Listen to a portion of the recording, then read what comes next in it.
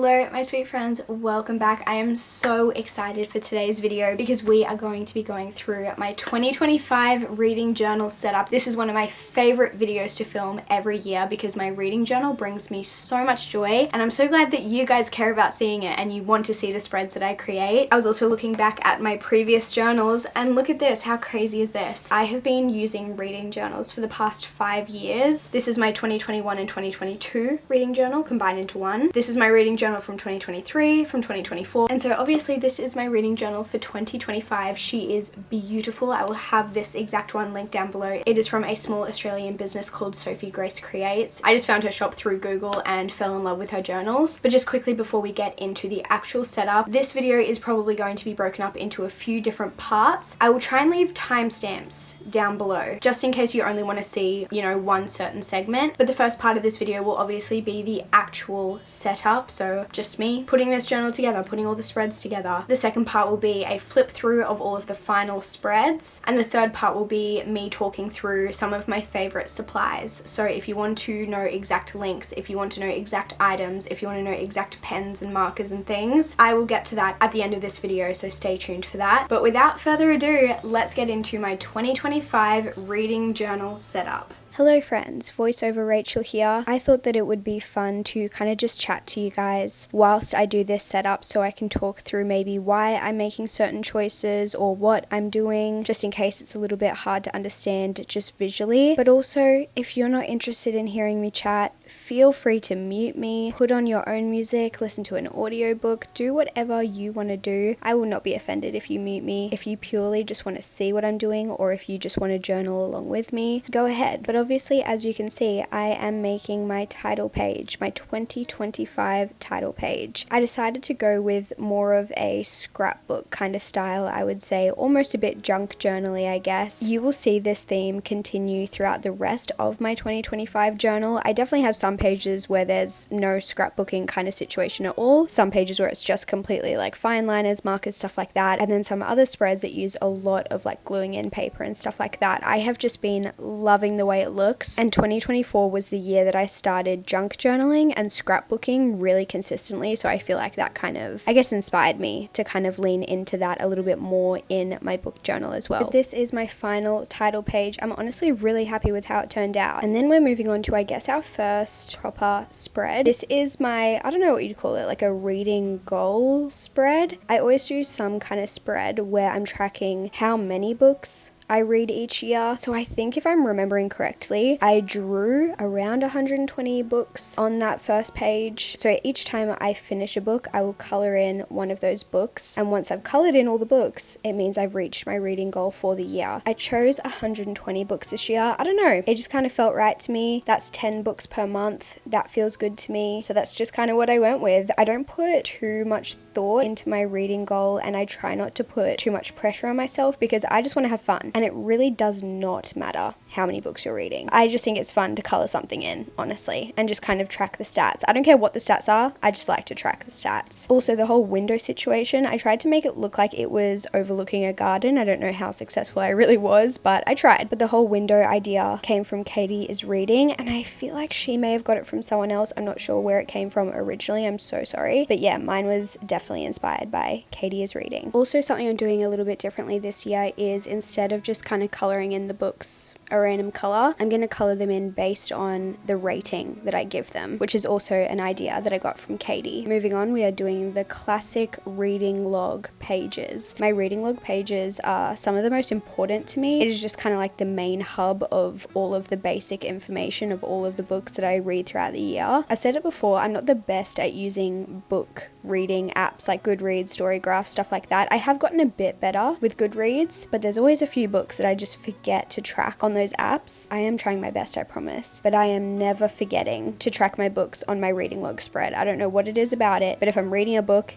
it is getting logged on these spreads. So these are just really important to me because if I'm ever looking for any sort of stats, any sort of data, this is where I come. And all I do is track the title, the author, the genre, I color code the genre, the number of pages, and the star rating that I gave it. Those are just stats that are interesting to me, but obviously you can track whatever you want. Also, just in case you missed it, my last video that I uploaded was my 2024 journal flip through. So if you want to see what these kinds of spreads look like when they're all filled out, feel free to watch my previous video. I'll link it down below because I feel like that is probably the best way to see what they're going to look like once they're all filled out, if you just want a bit of a better idea. A spread that I do every single year is my annual TBR. So this year it is 25 books to read in 2025. Last year it was 24 books to read in 2024. And I'm sure you can guess the rest, but this is just a list of books that are, I guess, priority reads for me during the year. So at some point during 2025, I want to be reading these books. I haven't actually filled in what the books are. I do have the list, and it's going to be a whole video where I talk through my 2025 TBR, and I'm really excited about it. So stay tuned for that video. It should be coming in the next couple weeks. But yeah, I'm going to write a book title on each one of these books, and each time I read one of the books on the list, I get to color in the book. So hopefully at the end of the year, this will be full of color. Again, if you want to watch my previous video, you can see what it looks like when it's all filled in. Moving on to the next spread, this is my anticipated releases spread, and this one is a double spread, and I decided to make it into a little like Dutch door situation.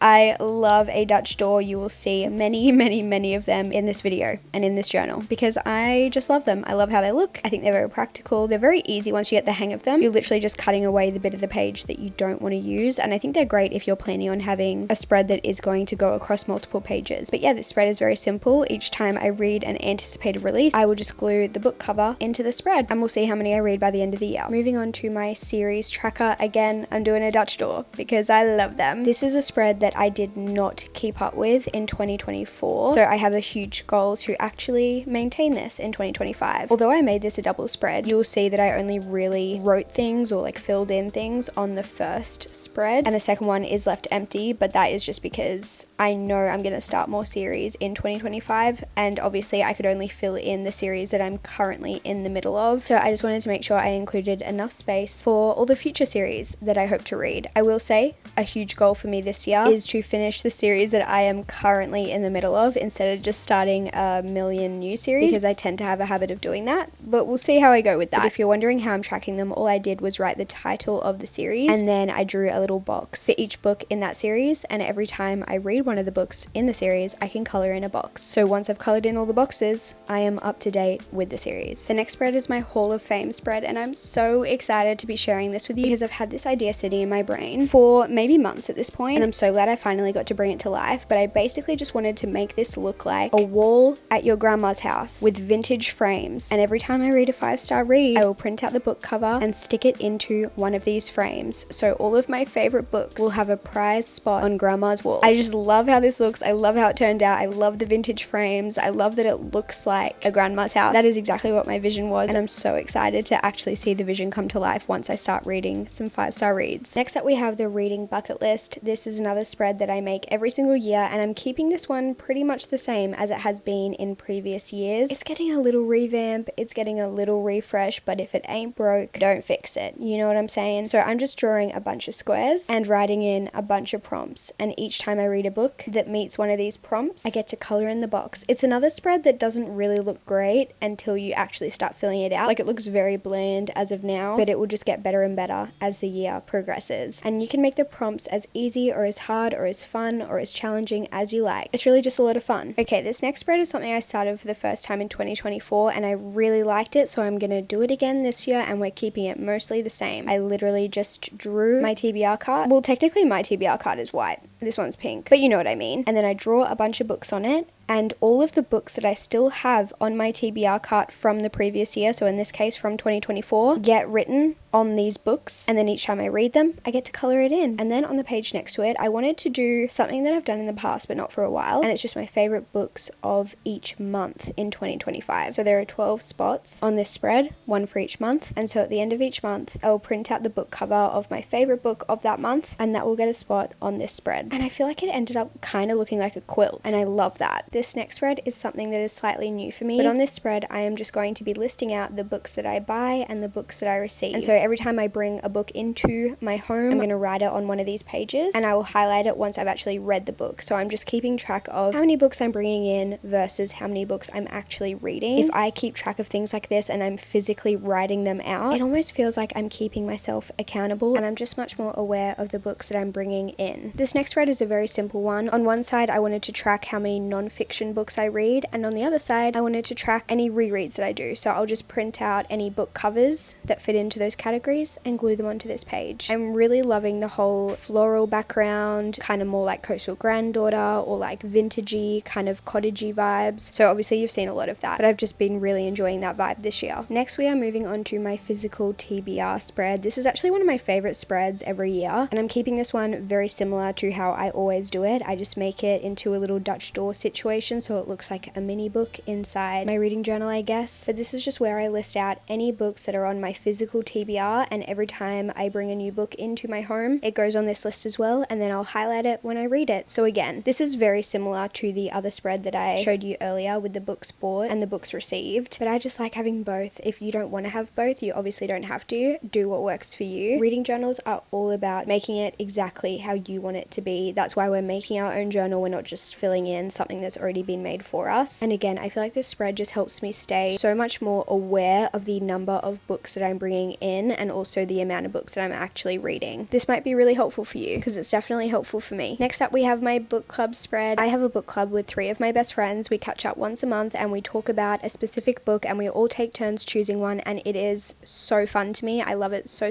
much, and I just love having a way to document the books that we read. And so last year on this page what I did was I printed out a photo of the book that we read that month. I wrote my rating, I wrote whose choice it was, and I think this year I'd love to write down the other girls' ratings as well. I just feel like this is one of my spreads that I really enjoy looking back on. Okay guys, we are getting to the end. We only have a few more spreads to do. Also, I do want to say I recorded these in the order in which I made them, not the order in which they actually sit in my journal, if that makes sense. But if you guys stick around to watch the final flip through, you will see the actual order of the spreads in my journal. And so this is like one of the first ones in my actual journal, but it is one of the last ones that I made. But this is my monthly tracker and my genre tracker. I'm keeping this one almost exactly the same as it was last year. One tracks how many books I read each month, and on the other side I just track how many of each genre that I read.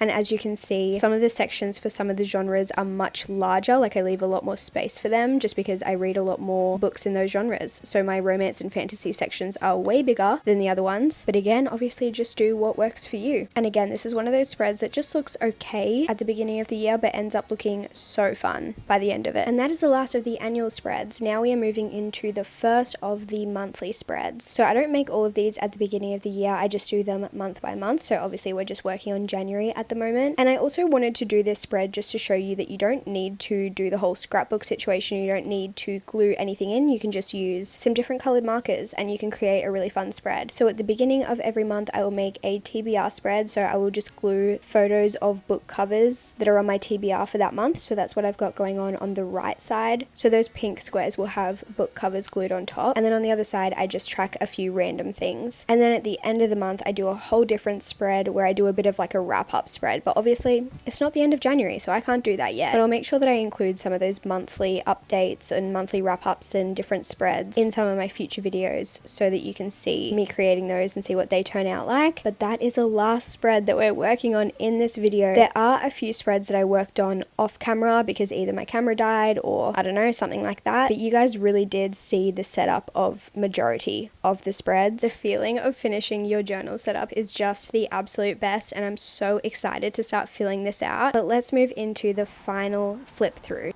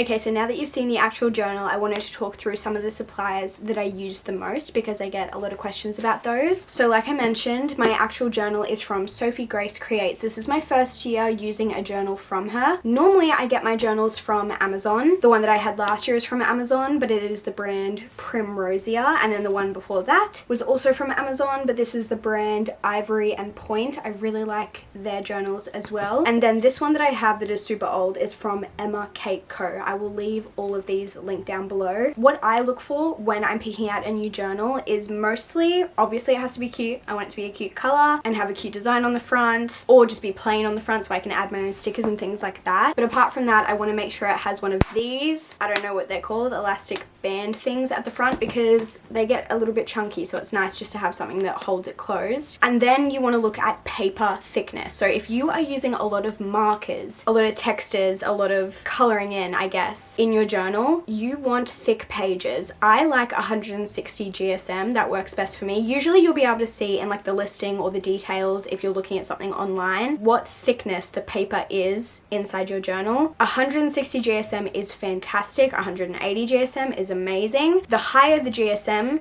the thicker the paper. The lower the GSM, the thinner the paper, the more likely you will have bleeding through in your pages. You know, like if you color something in, you can see it from the other page, if that makes sense. So if your journal is like 100 GSM, it's pretty thin. That works great if you're doing a lot of scrapbooking, if you're gluing a lot of things in. And so I use a lot of like 100 GSM for like my scrapbooks, for my junk journals, things like that. But if you want to do a lot of coloring, a lot of markers, a lot of outlining, stuff like that, you probably want to go with a thicker paper. Obviously it's up to you, but that's just my personal preference. And all of mine are an A5 size. But again, you can use whatever works for you. And then for my most used supplies, I would 100% say these fine liners. I have used this brand for years and I absolutely love it. I get mine from Officeworks or craft stores. They are the Uni Pin Fine Line. And in my setup, I use the sizes 0.05 and 0.2. I use 0.05 if I want something specifically very thin. For a lot of the writing I'm doing, like if I'm listing out all of the books in my physical TBR or something like that and I want really small, thin writing, I use 0.05. And if I'm outlining something or doing a title or something like that, I use the 0.2. I do also like the 0.1, don't know where it is, so that's the only reason I didn't use it in this video. Then we have the Crayola Super Tips. These are the best thing ever. If you're only gonna get like 1 or 2 supplies for a reading journal, I honestly think this is really all you need. Just some black fine liners, and again, you could even just use your favorite black pen that you have at home, and the Crayola Super Tips. These are affordable. They come in such a great range of colors. They last a really long time. I've used Crayola Super Tips for years and years and years. I have repurchased my pack like once, but again, that has lasted me years, and I color in with these, I outline with these. They have a beautiful, I don't know what this is called actually. The tip of them makes it so that you can do thinner lines and thicker lines depending on the pressure that you apply. I think you can get these from like Kmart, Target, Officeworks, anywhere. Fantastic, love them so much. I also have been using these Papermate Flare markers a lot recently. I love the colors and I just think they work really well. I mostly use them for outlining. I have used them for coloring a little bit, but they're a little bit thinner, so they just take a really long time to color in, but I do really like these as well. I also really love these colored pens, I don't know how to say it, Staedtler Tri Plus fine liners. You can get them in so many different colors. Again, I get mine from Officeworks. You can probably get them a lot of other places. I just really like the colors, to be honest. But I think any colored fine liner would probably do the trick. And then I really love my Stabilo Boss pastel highlighters. Again, I have used these for years and I swear these things just like don't run out. They last forever. The pastel ones are just my favorite because I like pastel colors, but I color in heaps with these. And I know that's not what they're meant for. I know that they are highlighters, but I use these in my journal all the time to color in, so definitely recommend those. As for sticking stuff into my journal, you saw me stick so many things in there. I either use a glue stick or glue tape. This one is empty right now because it ran out, but I think any glue stick will do. I don't think you need anything crazy. And then my favorite glue tape that I use is actually from the $2 shop. They do sell this at Officeworks as well, and they sell refills, which is actually really great because that's what I'm gonna do. I'm just gonna buy a refill, but you can also buy it from the $2 shop and it's a bit cheaper. So also recommend that. I also love this. It is so random, but if you're wondering what this is, it says it's a cutting mat. I can't remember where I got this. It was either a $2 shop or Officeworks or Kmart. One of the three. I think all of them probably sell either something exactly the same or similar. This is just an A4 size, but you can get them in a bunch of different sizes as well. Oh, I forgot to bring out my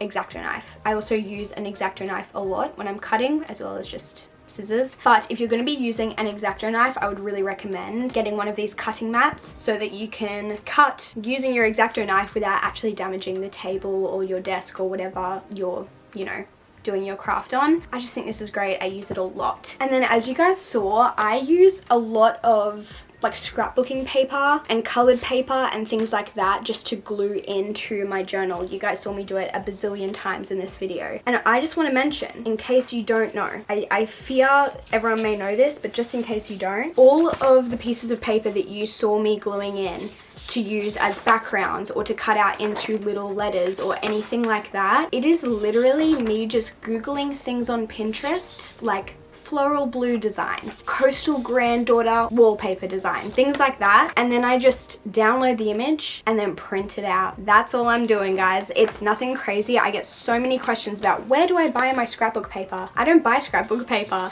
I just print out designs that I see on Pinterest that look cute, that I think would be cute scrapbook paper. I do print out most of my stuff at Officeworks so that they're using the commercial printers because I feel like it just prints better. Like the quality of the printing is so much better. And then any of the little letters that you saw me like cutting out to stick in, things like this, I just look up on Pinterest, scrapbook letters or pink scrapbook letters, see what comes up. If I like any of them, download the image and print it out. Like nothing crazy going on here, guys. I also do purchase colored paper in like big packs from Kmart or Officeworks because I use a lot of colored paper just for various different crafts and I find it really helpful to have. And I definitely have been leaning into more of that scrapbook style where I'm like sticking a lot of things in this journal. But in previous ones, I've literally just used a fine liner and some Crayola super tips. So you really don't need much to have a really fun, beautiful reading journal. And also I will say, I often hate my spreads. Like I often look back and I'm like, oh my gosh, I hate how that looks. I wish I did that differently.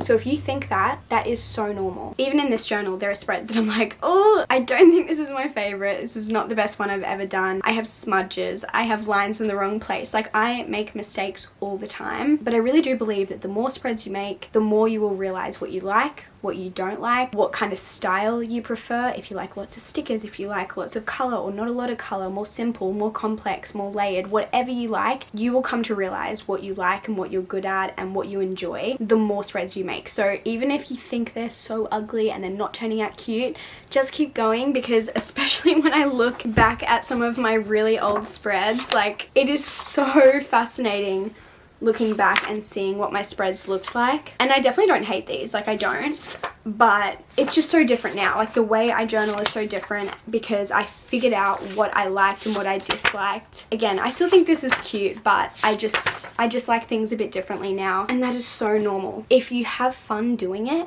that is literally the whole point. That is the goal, and if you're doing that, you're achieving it. So I hope you all have so much fun creating your journals for 2025.